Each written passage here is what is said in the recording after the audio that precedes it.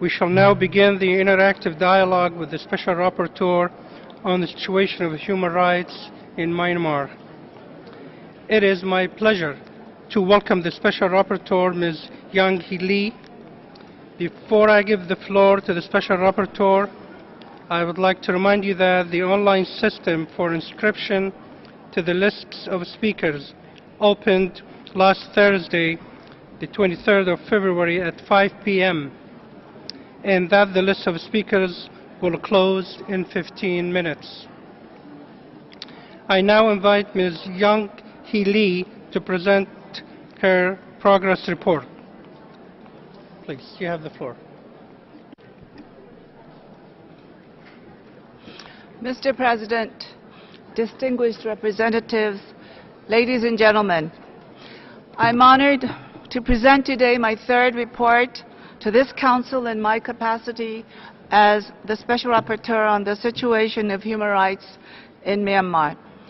I am conscious that this government is now only nearing its first anniversary in power, and that not only has it inherited formidable human rights challenges from the previous government, it also has to meet with exceedingly high expectations from its people as well as the international community. As I have conveyed to the Government of Myanmar and to the members of this Council, my approach to this mandate has always been as a friend to Myanmar. I have no agenda other than the realization of human rights in the country.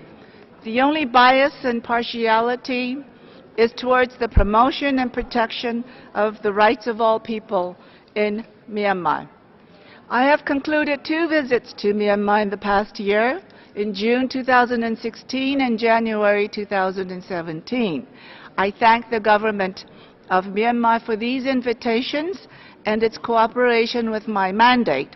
Attempts at better engagement, especially by the permanent mission here, and particularly in respecting my request to meet community members in Rakhine State without close monitoring of officials and security personnel during my most recent visit.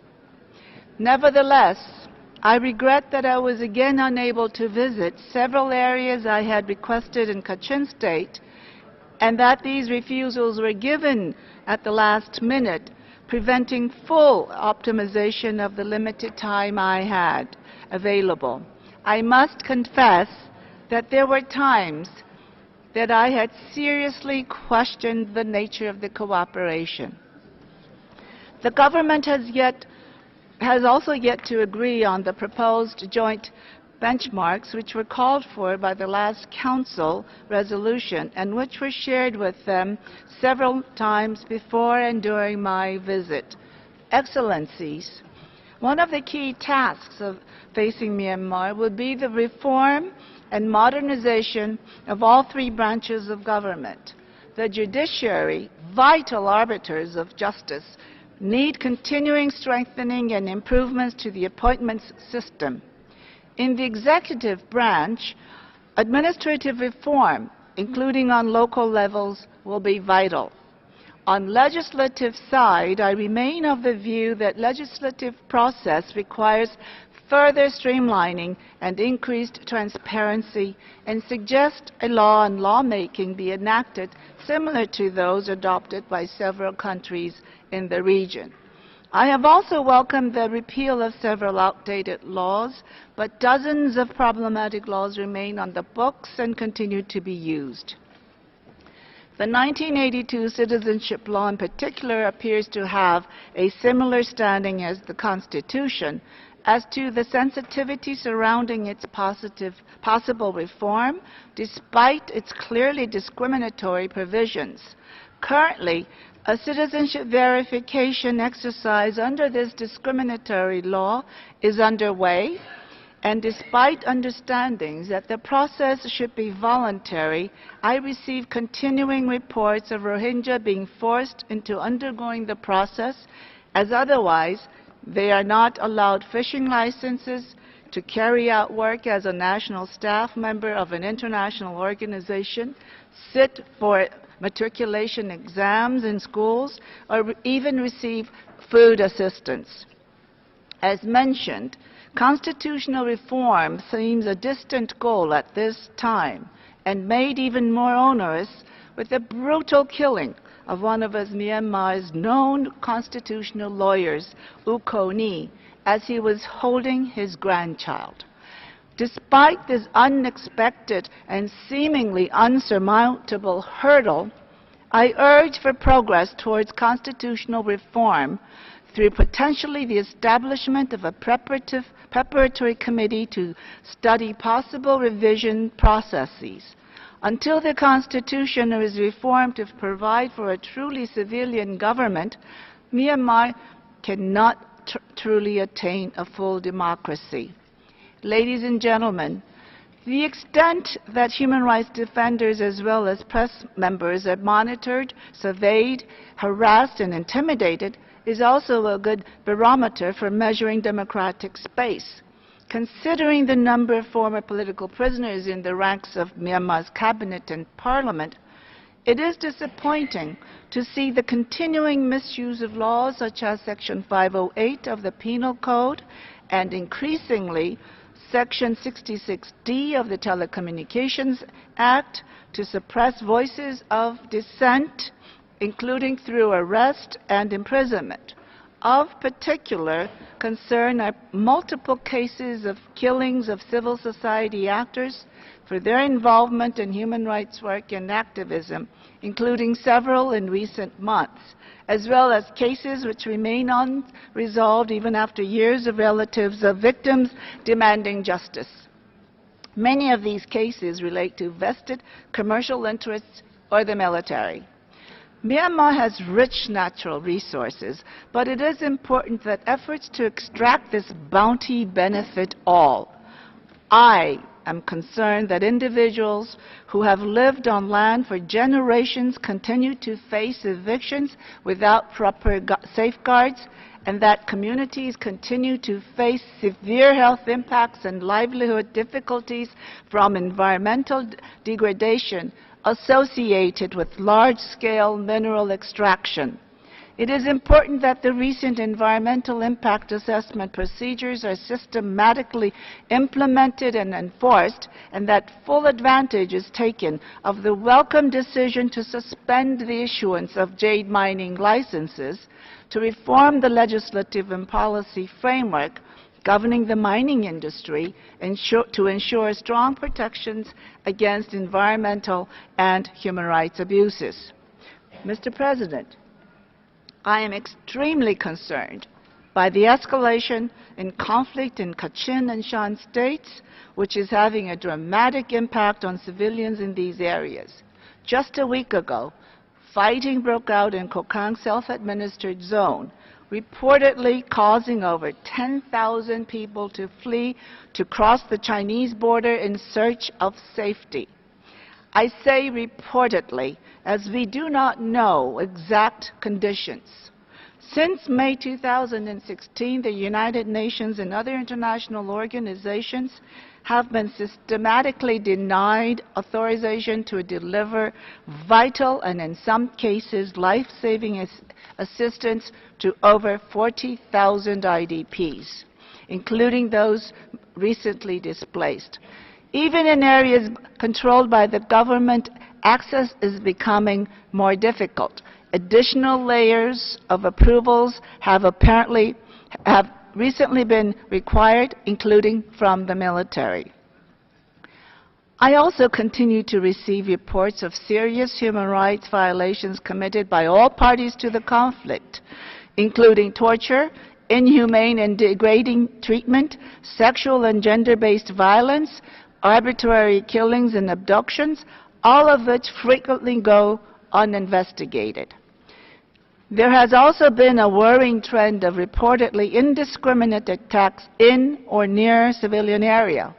I condemn the apparent total disregard for civilian lives in the strongest terms and emphasize the need for all parties to take immediate steps to protect civilians, respect international human rights law and humanitarian law, and end the violence and for investigations into allegations to be conducted.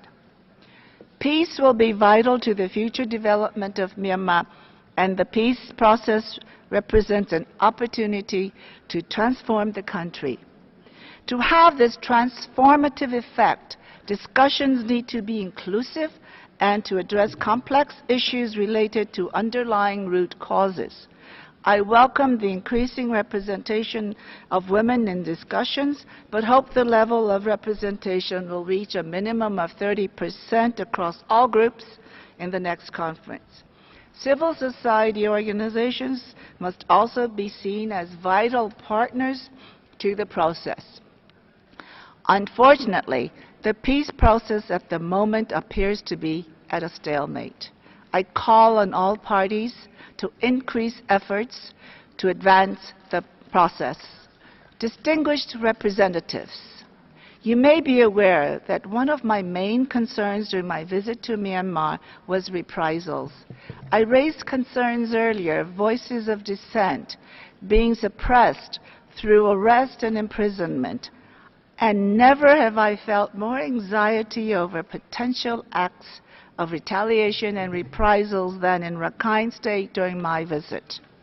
Myself and my predecessors have long raised concerns about Rakhine State, particularly the institutionalized discrimination faced by the Rohingya population and the intercommunal violence in 2012, as well as the general underdevelopment of the state and lack of opportunities for all communities. As you are all likely aware, the situation in the state took on a new dimension on 9th October, when 3 border guard police facilities were reportedly attacked by groups of armed men in a coordinated manner, killing 9 members of the Myanmar police force. In response, 3 townships were declared closed off with the launch of a security operation with no access to independent media and humanitarian programs suspended. Following the launch of the security of clearance operations, reports began surfacing increasingly and persistently regarding serious human rights violations allegedly committed by the security forces. Reprisals was the main reason why I had asked to make a visit to Bangladesh, where tens of thousands of the Rohingya population have fled from Rakhine State, and where they might feel less threatened to give me their accounts of what had happened during the clearance operations. In Cox's Bazar, I met around 140 people from several villages in the north of Rakhine. I heard from them harrowing account after harrowing account. In my statement at the end of the mission to Bangladesh, I spoke about having been especially affected by a mother who expressed regret for mistakenly thinking that her son had been brought out from their burning house. She had heard him screaming for her and managed to save his life, but burn scars have been seared onto him, scars which I saw with my own eyes. I wanted to share what I saw with you today. As they say, a picture is worth 1,000 words. Regretfully, the HRC Bureau has denied my request to present you the images I personally have taken from my visit to Myanmar and Bangladesh. So now I am obliged to distribute this wider. They will be linked to my website, and I will have other opportunities for the world to see the pictures that I have taken personally. I heard allegation after allegation of horrific events like these: slitting of throats, indiscriminate shootings, setting alight houses with people tied up inside, and throwing very young children into the fire, as well as gang rapes and other sexual violence. Even men, young and old, broke down and cried in front of me, telling me about what they went through and their losses. Putting these experiences together with the institutionalized discrimination and long-standing persecution of the Rohingya population, which I have reported on previously, as well as the continuing action by the authorities to make their lives even more difficult, even as the clearance operations are taking place, which include by dismantling their homes and conducting a household survey, where those absent may be struck off the list that could be the only proof of their status in Myanmar, indicates the government may be trying to expel the Rohingya population from the country altogether. I sincerely hope that this is not the case. Excellencies, Myanmar has established several commissions to review the situation in Rakhine State. However, I believe they have yet to discharge the investigative obligations. In the case of the Advisory Commission on Rakhine State, chaired by former UN Secretary Kofi Annan, the alleged human rights violations are outside the scope of their mandate. For other commissions, there are questions about the extent to which the investigations are prompt, thorough, independent, and impartial. In particular, for investigations to be truly independent, members should be independent of any institution or agency that may be subject of the inquiry. However, the Mongdo Investigation Commission, whose members I was able to meet during my January visit, includes former members of the military and the currently serving Chief of the Myanmar Army Police Force. The Commission also does not appear to have a robust methodology or policies in place to address key issues such as witness protection or documentation of evidence. The truth about whether all or some or any of these allegations are correct needs to be established. There is a need for a new set of investigations which are prompt, thorough, independent, and impartial. And this needs to happen soon, before the evidence is compromised. In Myanmar's pursuit of a fully democratic society, no stones must be left unturned. The alleged victims, as well as all the people of Myanmar, deserve to know the truth. The international community must come together in expressing a strong and single voice in this regard, regardless of varying interests of individual member states. This is why I call for a commission of inquiry to investigate the systematic, structural, and institutional discrimination in policy, law, and practice, as well long-standing persecution against the Rohingya and other minorities in the Rakhine State. Prompt, thorough, independent, and impartial investigations are not only needed in Rakhine, but also in conflict-affected areas such as Kachin and Shan, which are often overlooked, and where serious violations of a similar type to those in Rakhine have been reported for many years. Yet, many of these violations have also gone uninvestigated, with the situation in the areas worsening and still receiving less attention. For this reason, I have repeatedly requested to travel to Liza and other areas in Kachin and speak to community members and IDPs, but have been repeatedly denied. That is also the reason why I am recommending for this Council to hold a dedicated and urgent discussion to address the human rights violations occurring in other parts of the country, including in Kachin and northern Shan. Mr. President, following my visit to Bangladesh, I was a bit disappointed to hear from the Government of Myanmar has started to claim that I am unfair and biased.